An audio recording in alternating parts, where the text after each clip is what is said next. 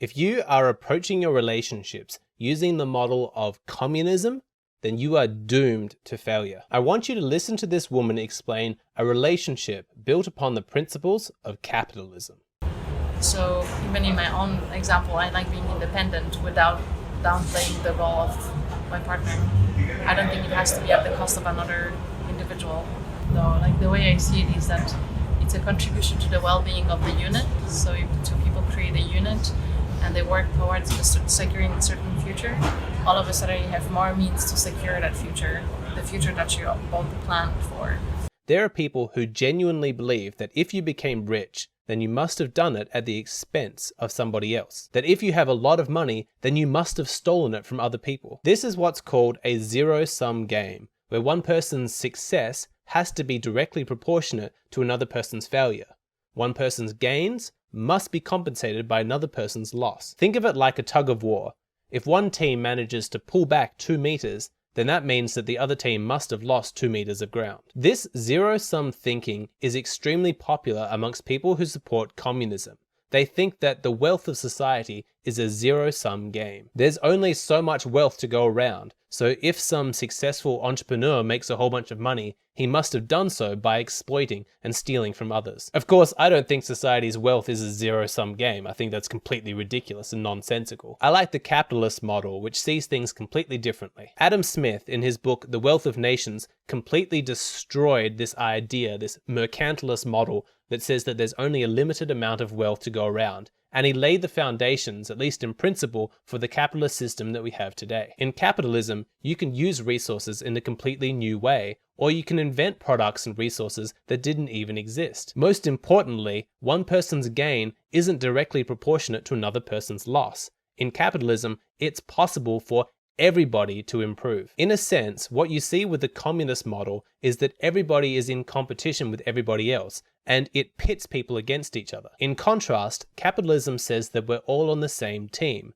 And yes, some people might become super wealthy, but everybody overall is going to become wealthier. So if you're genuinely interested in reducing human suffering, I really don't understand how you could possibly support the communist model in 2019. Just compare North Korea and South Korea and tell me, which system do you think is better for the average person? Now, this is not a political channel. I try not to talk about politics. I want to talk about relationships. But you see, there is a direct comparison with this communist versus capitalist model in politics with the way that some people conduct themselves in their relationships. Imagine that you're married, but every now and then you don't spend the afternoon with your wife, you go and spend it with your mother. You have a cup of tea with her, you talk to her about her week, and you have a good time. You think that everything's fine, that this is normal, but when you come home, you discover that your wife is furious with you. You say, "I don't understand. Why are you mad? I haven't done anything wrong to you." And she says, "Oh, yes, you have. You went and you spent time with your mother. That's time that you didn't spend with me." The mother isn't the important part. You could trade in your friends, your brother. It doesn't matter. What's important is that that woman is thinking like a communist. She thinks that your relationship is a zero-sum game. By her reasoning, she thinks that if you spend time with another person, then by necessity, that is time that you have stolen from her. This is a big red flag. She thinks that there's a finite amount of love to go around, and that's indicative of a scarcity mindset. In practical terms, what it means is that she's going to be jealous, paranoid, and possessive. Big red flag. What you want is somebody that has an abundance mindset, and more importantly, somebody who sees the both of you as being on the same team. It's like the woman in the video clip that we watched earlier said, your relationship is one unit. You're not competing with each other. What is good for you is also what's good for her. You both benefit. If you come home from spending an afternoon with your friends or with your parents or whatever it may be, you're going to be in a good mood, and that benefits her because you're more fun to be around when you're in a good mood. Everybody wins. I did a video recently explaining how to express your emotions to a woman, and there were people who were genuinely angry at that video. Check out some of these comments. All of this hard work to please one woman.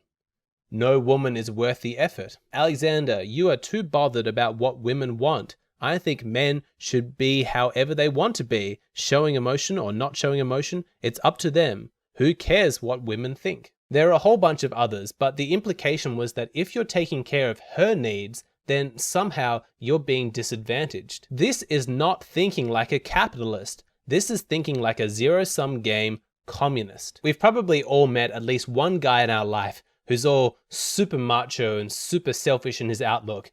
I don't care about women. I don't care about what they want. Women aren't getting anything from me. Comments like that give a very clear insight into their way of seeing the world, and it's extremely dark. They sincerely believe that women's happiness by necessity has to come at their expense. In their logic, by not giving a woman love, attention, care, money, whatever it may be, they are somehow protecting themselves. For somebody who doesn't think this way, it is truly bizarre to contemplate this model of a relationship. They completely ignore the capitalist model when you win, I win, because they don't see their partner as a teammate.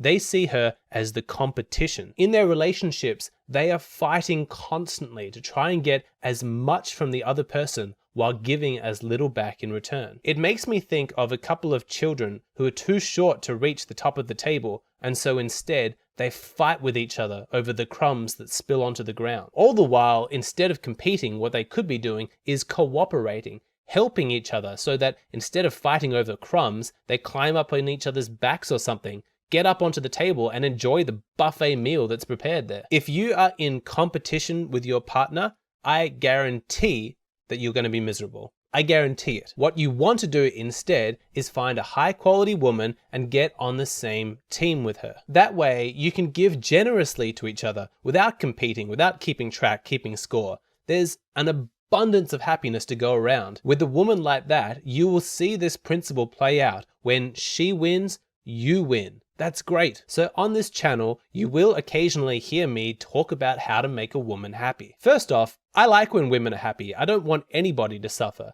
but that's mostly incidental. That's not my explicit purpose in teaching about that content. This is a men's channel and I give advice to men. The reason why I would be explaining how to make a woman happy is because I want you to be happy. I want you to be on the same team as your partner. And when her needs are met, then she's happy, she's feeling generous, and then she's going to be able to meet your needs. So if you think that relationships are a zero-sum game where her success must by necessity be at your failure, cut it out. Stop thinking like a communist. It's time for you to approach your relationship like a capitalist.